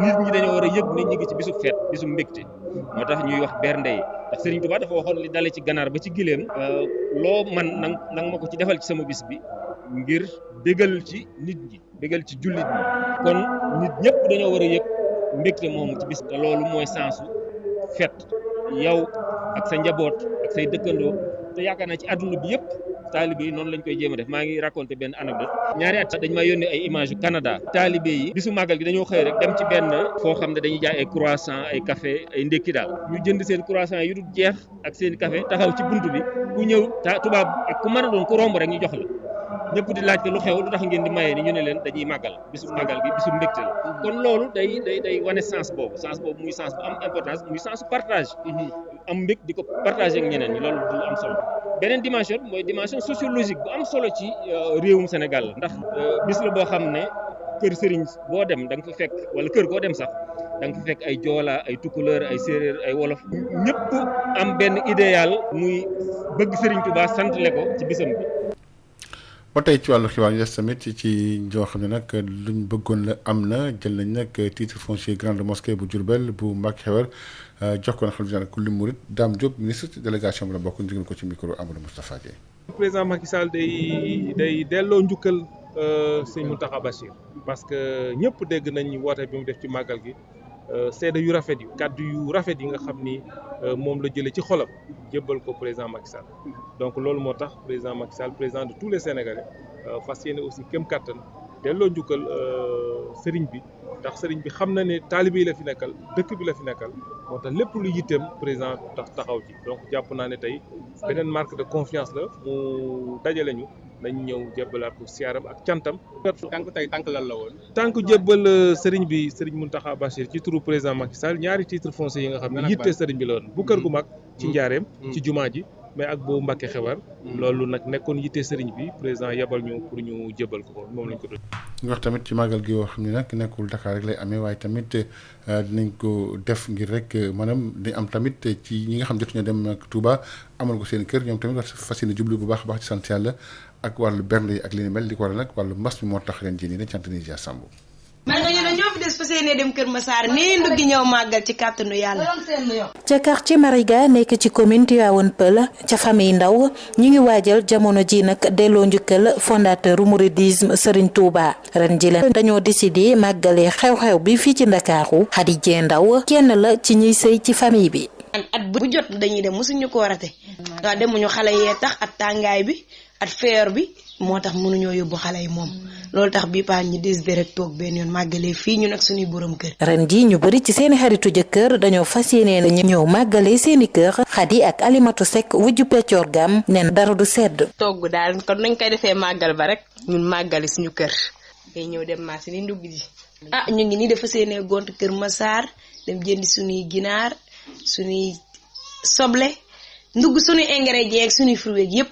at suñuy bisaab ak suñuy buy ñëw màggal gu toj moom incha allah suba. at waaw suñuy borom kër rek suñuy am di jàmm ci koñ bi ñi nga xam ne fii lañ daan ñëw bu ñu fi daan des ñu leen di fekk ci kër gi dañuy ñëw màggal ak ñoom buñ ko temps bi mayee tamit ñu gont dem asale Masaalikul Jinaan ziyaare foofu julli fa ñibbisiwaat. mu di njabootu Oumy Niang dafa daal di préféré ren ji toog surveiller kër gi bàyyi xale yi dem waaye tamit nee na dina ko màggal façon benn rek seet lu ñu am rek togg jox suñuy dëkkandoo rek macha allah ak jullitu yàlla bu mu fa tombee rek. waaw loolu daal nar nañ ko moom ci jëmmi sëñ Touba. xam nga murit moom bu demul Touba rek am xelam a nga ca waaye fas yéene rek berndeel ñi fi ne macha allah sant rek bu wér a wér sëriñ Touba parce que moom la ñu am.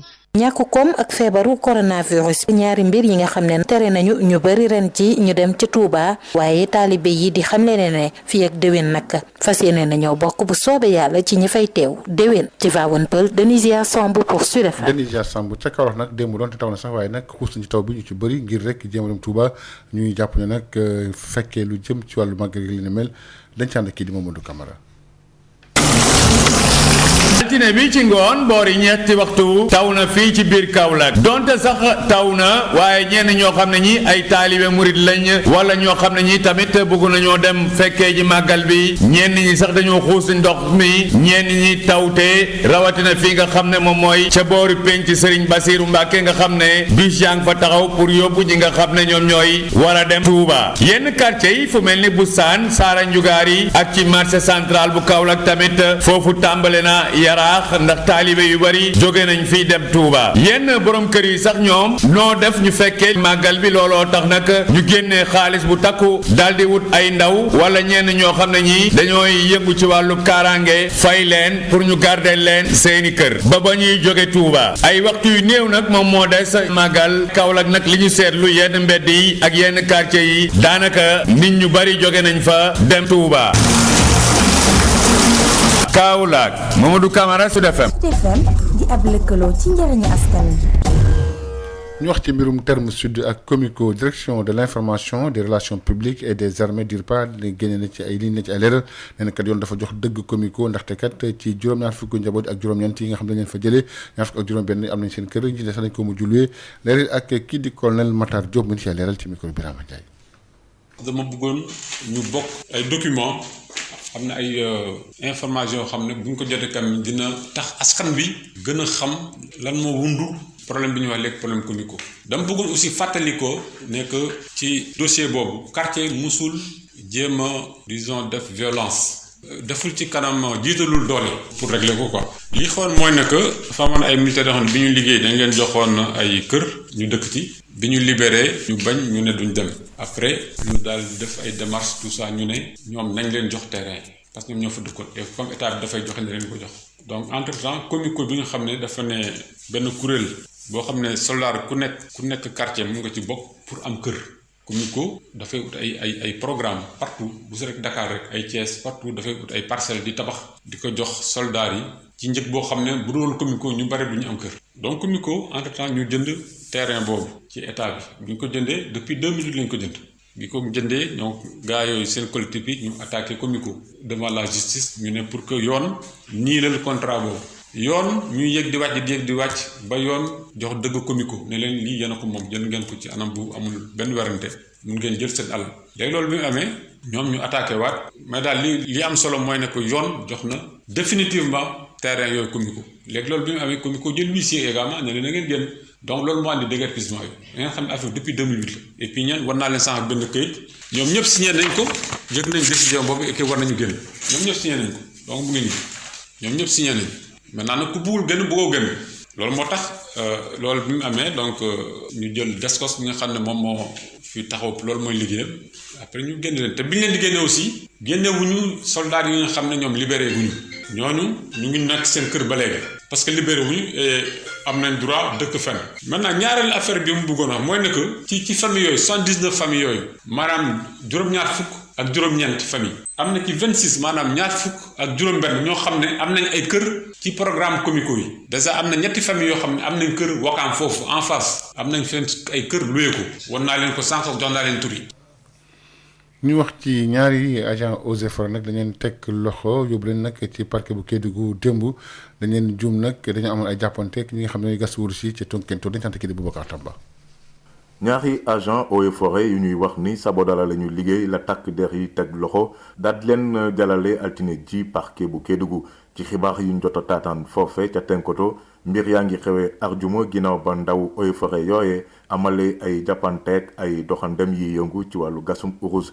ba tey ci xibaar yooye agent Eaux et Forêts yi yemuñu ci teg loxo seeni jumtuwaay waaye dañoo daal di taal seeni barab yu ñu dëkk mbir yi ni mel ñu ngi xewee ginnaaw bañ fiy séntu waa ministère des mines et de la géologie ya fi wax a amal ab CRD naka alxamis gi jagleel ko anam yi ñu nar a dooraate yëngu-yëngu yi ci wàllu gasum urus ma ñu bëri di xaar ginnaaw ay bakkan yu xot ren ji ci Tenkoto moome ndax suuf suy màbb borom dëkk beek kenn ci waa dëkk may yëngu ci wàllu exploitation semi mécanisée wax nañoo daje fa mbaxane doone benn ndax plainte bu dox seen diggante Boubacar Tamba doon cee jokkoo fii ci Kédougou rajo Sud FM. Boubacar Tamba ñu ngi lay sant di la gërëm bu baax a baax ñu wax ci lu jëm ci wàllum ñàkkum ndox mi nemmeeku ci Dakar rek li ko gétti li ko war rek moom mooy liggéey nga xam ne ñu ngi koy def ngir rek wàllu sécurisation ci wàllu usine Point B bi nga xam ne nag moo tax Dakar di am ndox Sen'Eau nag moom mu ngi wax ne kat yëf yi nag dinañ ko liggéey rek moo tax ndox mi ñàkk waaye jiw ñëwaat incha allah rabbi fii ak gannaaw suba Djily Ba mooy directeur des opérations des territoires bu Sen'Eau ñu déglu ko ci micro Adama Ndione.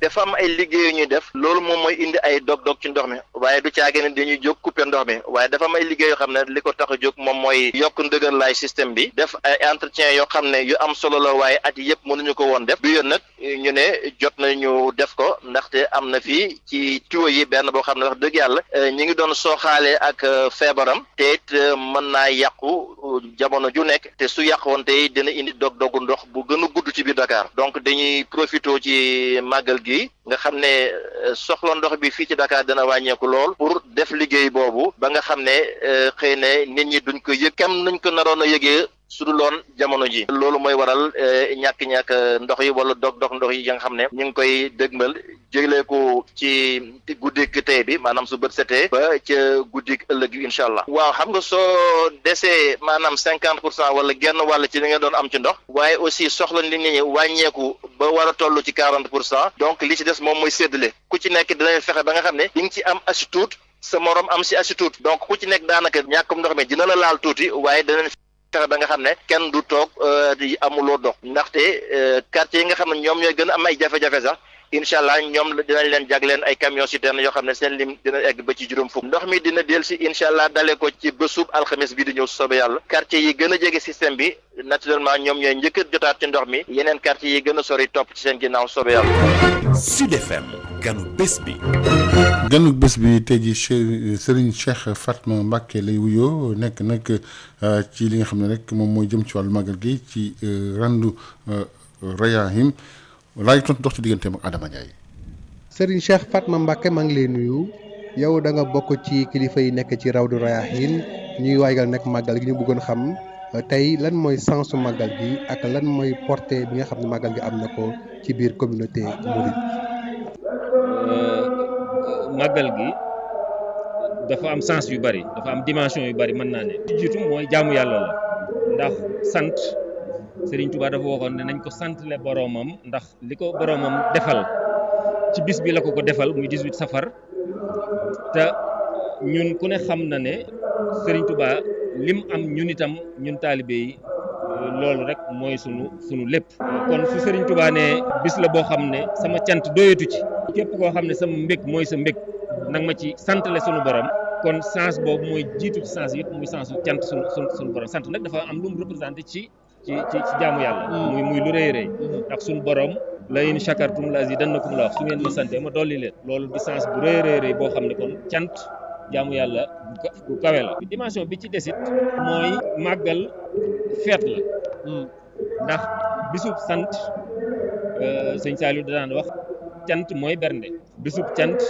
nit ñi dañoo war a yëg ne ñi ngi ci bisub feet bisub mbégte moo tax ñuy wax bernde yi ndax Serigne Touba dafa waxoon li dale ci ganaar ba ci gileem loo man nang ma ko ci defal ci sama bis bi ngir bégal ci nit ñi bégal ci jullit ñi kon nit ñëpp dañoo war a yëg mbégte moomu ci bis te loolu mooy sensu feet yow ak sa njaboot ak say dëkkandoo te yaakaar naa ci àdduna bi yëpp taalibe yi noonu lañ koy jéem a def maa ngi raconté benn anecdote ñaari at dañ maa yónnee ay image yu Canada taalibe yi bisu màggal gi dañoo xëy rek dem ci benn foo xam ne dañuy jaay ay croissant ay café ay ndékki daal ñu jënd seen croissant yu dul jeex ak seen café taxaw ci bunt bi ku ñëw tubaab ak ku mën a doon ku romb rek ñu jox la ñëpp di laaj ko lu xew lu tax ngeen di maye ni ñu ne leen dañuy màggal bisu màggal gi bisu mbégte la kon loolu day wane sens boobu muy sens bu am importance muy sens partage am mbég di ko partager ak ñeneen ñi loolu du am solo beneen dimension mooy dimension sociologique bu am solo ci réewum Sénégal la ndax bis la boo xam ne kër sëriñ boo dem da nga fa fekk wala kër goo dem sax da nga fa fekk ay joola ay tukuleur ay séeréer ay wolof ñëpp am benn idéal muy bëgg Sëriñ Tuubaa santle ko ci bisam bi brassage boobu day tax day effacer barrières yi am diggante ethnie yi xeet yi différence yi am ci nit ñi ci cosaan loolu lépp da koy effacer ndànk-ndànk kon Sénégal su amee jàmm ak stabilité ba ay guerre ethnique ak yu demee noonu ak xeeban ni du ma ne amu fi waaye néew na màggal gi joué na ci rôle bu am solo ndax màggal gi day jàngale loolu ndax nit ñi suñ ñëwee daje xeet yëpp daje kenn du xàmmee kii séeréer la kii xeet bee la bokk wala ba ñëpp nekk bokk ndey bokk baay doon taalibe Serigne Touba loolu day dimension bu am solo itam ci màggal gi bu mat a retenir bu màggal gi rôle bu muy joué. alors ren mu tombé ci yaa ngi sol masque li ko waral mooy mbas mi sëñ mu joxe ci ndigal ne nañ ko ci nañ ko màggal waaye mu tegu ci respect de barrière moom sax mu jox exemple daal koy soog takk ñu koy gis loolu lay wundu ci dimension mouridisme. mouridisme moom li ñu naan murid ndigal loolu moom murid ndigal murid dafa war a tënku ci ndigal yow soo xamul sax liñ lay digal ginnaaw ki la koy jox mate na ko rek lim la digal da nga ko war a def ndax Serigne Touba dafa wax ne taalibe ak sëriñam sëriñ bu mat sëriñ dafa war a mel ne ab néew bu nekk ci loxoy ki koy sang xam nga ku faatu ki lay sang yow doo ne ko sangal ma fii wala laalal ma fii wala bu bàyyil fee da nga koy bàyyee sa bopp maanaam bañ a moom ci boppam dara ndigal su jógee mu jëfe ndigal ginnaaw nag ndigal jóg na ci jëfe mesure barrière yi ñi nga xam ne sax xëy na jàngoro ji yeeg nii coow li bari ceeg xëy na ragal luñ ko nangam na yooyu yëpp ñun suñu yoon nekku ci li ñu amal solo mooy sëñ bi digle na ko nañ ko def mooy nañ takk masque nañuy raxasu régulièrement nañuy laal gel nañuy sàmm suñu bopp waaye nañuy sàmm ñeneen ñi ndax loolu itam liggéeyal Serigne Touba la ci xidma la bokk ndax liggéeyal xidma mooy amal njariñ sa bopp amal njariñ ñi lay jege waaye amal njariñ doomu aadama yi ci des te takk masque day signifier loolu itam te loolu ci taalibe la bokk. justement am na aussi beneen dimension boo xam ne mën na ko jàngat ci màggal gi mooy relance économique. waaw loolu lu am solo la ndax la ko jëkk yoonu murid dafa am poids économique bu am solo màggal gi am poids économique ak dimension économique bu am solo. Université Bambey bu at yële ci ginnaaw defoon nañ étude boo xam ne war nañ ne lu mu jege 400 milliards màggal gi dina ko générer ci ay revenu bari na secteur économique yoo xam ne 50 à 60% seen chiffre d'affaires annuel ci màggal gi lañ koy amee te loolu dafa maasi ci Sénégal yëpp xàmmeewul murid beeg tijaan beeg xaadir beeg kudul ku murid ñëpp a ci yam njariñ li ñëpp la daj ndax éleveur bi ci Jolof baykat ba nekk Saloum commerçant bi nekk Dakar ñëpp a ci yam loo andi ci màggal gi man koo jaay man cee jariñu mu relancer économie ren nag ginnaaw crise bi dafa metti woon màggal gi effectivement day ñëw nekk genre pour booster waat économie bi te loolu am nañ ci yaakaar ci ne barkeb màggal gi ak barke Serigne Touba dañu may ba mbas mi yam fi waaye itam relance économique bi dooraat ci màggal gi. ñu jeexale ko ak dëkk bi Touba dëkk boo xam ne chaque année dafay màgg mu mel ni kon war nañu am taxawaay war nañu am seetlu war nañu am aussi nu ñuy xoolee Touba war ko mën a toppatoo.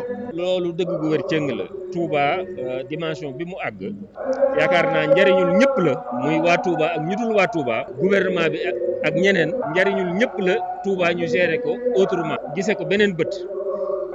statut spécial président de la République waxoon na ko fi bi mu fi defee conseil des ministres décentralisé Diourbel waxoon na fi ne dana accordé Touba statut spécial dëgg la nag Sénégal soo jógee ne damay defal Touba nangam wala nangam ñu jàpp ne da ngay discriminer ñeneen et cetera loolu luy freiner Sénégal la Sénégal dañoo war a jàpp ne njariñ lu am ab dëkk am wala kenn am ko njariñul Sénégal yëpp la ndax Sénégal yëpp mën nañ ci jariñu imagineel tey problème ndox mi ñuy wax ni mu ñàkkee ci màggal gi ni mu amee problème te su dul màggal sax ndox day poser problème ndox mu du neex du sell du doy loolu wax dëgg yàlla jafe-jafe la kon xalaatoon beneen manière buñ mën a investir ci ndox mi régler ko définitivement defar réseau yu bees indi ndox mu neex mu doy xool nu ko taalibe yi yorale seen bopp nga xam nañ ne ñoo ko moomal seen bopp yaakaar naa loolu suñ ko defee te am na moyens yu bari yuñ mën a utiliser pour mobiliser ay fonds pour def investissement yu mel noonu. par exemple Touba amoon statut spécial nga xam ne danañ man télécom yi par exemple opérateur télécom yi appel entrant yi appel sortant yi jëm Touba te muy lu bari su dul màggal ak suy màggal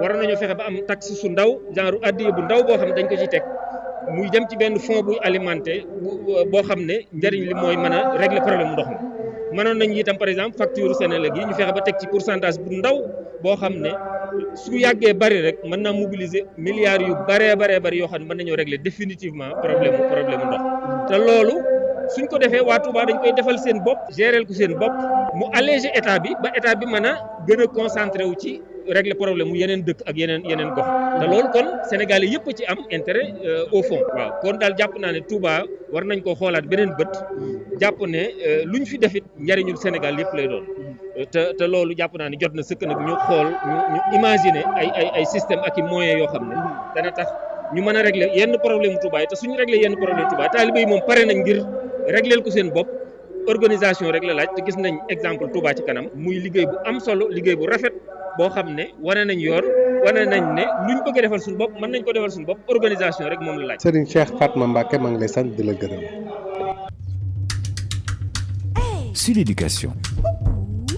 Nous sommes des enfants. Tenir un enfant par la main, l'aider à traverser les âges, à affronter la vie en toute quiétude. Tu lèves un genou. Sud Éducation. Info, assist et conseils pour encadrer au mieux les enfants dans leurs études, leurs loisirs et leur bien-être.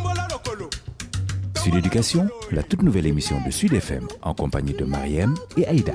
Tu lèves un genou, tu lèves l'autre genou et maintenant tu sautes.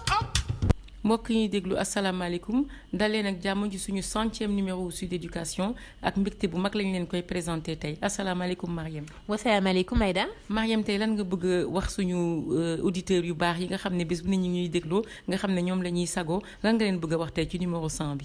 déjà maa ngi leen di sant pour seen fidélité ci émission bi pour seen ay laaj yu bay yi nga xamante ni dañ koy posté ci suñu page Facebook moo tax ma xalaat ni tey jii pour suñu 100e émission ñu def ko benn émission boo xamante ni dañuy tontu ci laaj yi nga xamante ni li ñuy gën a faral di poster ci suñu page Facebook te aussi même waajur yi nga xamante ni dinaa leen rencontrer de temps en temps ñoom tam laaj yooyu lañ may gën a faral di laaj.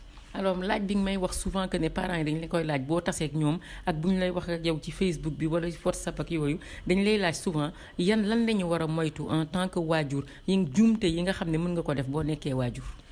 loolu effectivement laaj la boo xamante ni dafay ñëw souvent waaye nag tontu bi sax dina nekk tontu boo xamante ni dina ko essayer gàttal ndaxte sinon mën nañ ko gën a xóotal ci beneen émission jumte bi njëkk nag mooy ñàkk muñ ndaxte mës naa ko wax ci benn émission à propos éducation en général ci yar mooy muñ mooy mën nañ wax ni yar ak muñ benn la léegi mënuñu nekk nag saa suñu nekkee ak suñu ay doom lu mu ñu mënti wax rek ñun ñu commencé ko yuuxu wala ñu koy def ay di ko toroxal loolu dafa nekk da loo xamante ni mënul ànd ak yar te suñu ay doom doot ñu déggati mu indi ma sax ci beneen erreur bi nga xamante ni dañ ko war a moytu mooy di yuuxu di dóor wala di saaga ndaxte yuuxu dóor ak saaga dafa nekk ñetti affaire yoo xamante ni suñ ko defee suñu doom dañ koy lor et puis déjà violence la te baaxul pour moom et puis aussi message bi nga xamante ni moom la ñu bëgg mu dégg du ko sax dégg parce que moom li muy gis mooy métit bi ko dóor yi di indil ak aussi yuuxu bi rek lay dégg du dégg li ngay wax sooy yuuxu loolu war nañ ko moytu ñetteel bi nag ñetteeli erreur bi nga xamante ni lañu war a moytu mooy ñàkk def ay activité ak suñu ay doom ndaxte am na ay waajur yu bari yoo xamante ni dañoo bari ay occupation ba nga xamante ni duñu tal seen doom su seen doom daal suñu leen fayalee seen école fayal leen seeni ay sport xëy na wala fayal leen seen oustaz wala beneen activité religieuse après seen doom daal duñu def dara ak ñoom te loolu nag nekk na benn erreur ci pour parents yi ndaxte dafa bokk ci yar di am ay activité ak suñu ay doom maanaam di génn ak ñoom di dem defi ay promenade wala dem cinéma ak ñoom wala sax di fo ci biir kër gi ak ñoom beneen erreur bi nga xamante ni war nañ ko aussi moytu mooy bañ a wax suñu ay doom que ñun dañ leen bëgg taf leen ci suñu xol uuf leen di leen wan affection. Mariem beneen question bi la parents yi waajur yi di poser souvent aussi mooy naka la ñuy def ba xale yi déggal ñu ndax dañu nekk ci époque bu compliqué télévision yàq na nit yi réseaux sociaux yi yàq na nit yi naka ngay def te boo dóorul saaga woo yuuxu woo nooy def ba xale yi déggal la. Pourtant nag ñàkk déggal bi aussi amul vraiment rapport ak époque bi parce que suñu xoolee bu baax xale ak dëgër bopp dafa xaw a ànd tuuti ndaxte foo gis xale rek suñ ko teree dara dafay am envie def ko même yow su fekkente ni ko essayé nga fàttaliku tuuti bi nga nekkee xale suñ la teree dara xam nga suñ la newee bul ubbi bunt bi yow foofu fu di nga essayé ubbi bunt bi c'est forcément surtout yow foo jaar di nga jéem a ubbi bunt bi donc moo tax pour que xale yi déggal ñu il faut que mu am benn façon bu ñuy waxee ak ñoom déjà soo leen teree dara il faut nga expliquer leen lu tax nga tere leen loolu parce que su àndul ak benn explication dañ koy vivre comme benn injustice dara loo xamante ni vraiment waruñu leen ko tere mais ñu ngi leen ko tere quand même su fekkente ni aussi dañ leen ne nañu bàyyi dara wala nañu def dara dañ leen di expliquer aussi pourquoi ñu war a def loolu par exemple su fekkente ni da nga war a tëj benn buntu soo ko fekkee mu tëju nga soo ko ubbee nga tëjaat ko loolu dañuy expliquer lu tax nga war a def loolu pour que xale bi mën a comprendre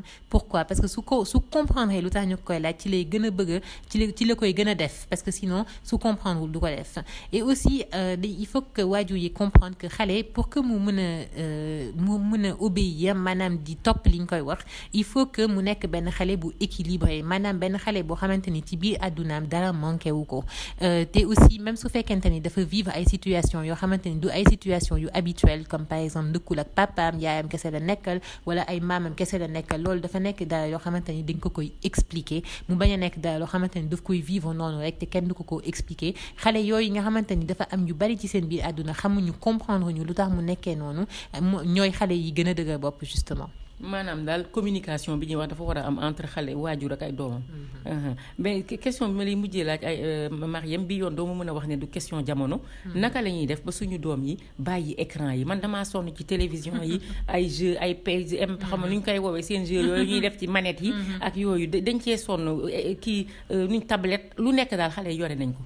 loolu Aïda question bu am solo la dinaa ci essayer tontu sax tontu bu gàtt mais dañu war a retenir que ni tablette muy écran muy tablette muy ordinateur wala muy télévision loolu yëpp dafa nekk ay activités yoo xamante ni mën nañ ko wàññi ci activité yu benn xale mën a am ci benn journée mënuñu rek ëmb loolu yëpp nekk ni baaxul ndaxte am na aussi ay njariñ waaye dañ ko war a limiter ci biir benn journée warul dépasser yenn waxtu yi en fonction âge u xale yi moo tax nag pour que ñu bàyyi di seetaan ay écran di def am ay activité ci écran di def loolu kese ñu war leen proposer yeneen genre activité mën nañu def sport mën nañu def ay jeux de société mën nañu def ay sorties mën nañu toog waxtaan mën nañ leen léebal mën nañ en tout cas daal suñu leen proposer yeneen activité yu leen intéressé dinañu bàyyi tablettes yi bàyyi nekk di topp tablettes yi wala ordinateurs yi kese am yeneen activité yu leen mën a amal yeneen njariñ. jërëjëf Mariam ci éclairage yi ñu suñu auditeurs yi ñu ngi leen di dig daje ci beneen émission toujours ak même mbégte bi pour waxtaan ak yéen. Merci Aïda, à bientôt. Sud Éducation. El Hadj Malick Ndiaye. ñaar fukki simili ak juróom-ñett moo toftalu ci 8h fi na ngeen ci wàllu xibaar am na ci Alassane Wade ci wàllu xarala gi ci kàddu gi El Hadj Malick Ndiaye jàngeen jëf.